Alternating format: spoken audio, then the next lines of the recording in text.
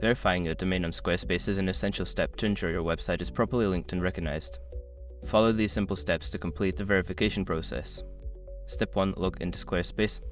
Access your Squarespace account by entering your credentials on the Squarespace website. Once logged in, navigate to the website you want to verify.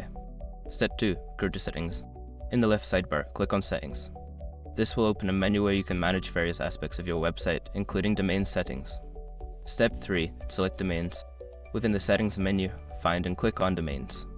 Here, you will see a list of domains associated with your site and options for adding or verifying new ones. Step 4. Choose your domain. Locate the domain you want to verify. Click on it to open the domain settings, where you will find instructions for verification, including DNS records or meta tags. Step 5. Follow verification instructions.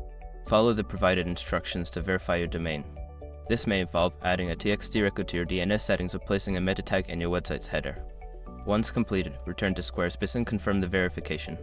After completing these steps, your domain should be verified successfully. This will help enhance your website's credibility and functionality.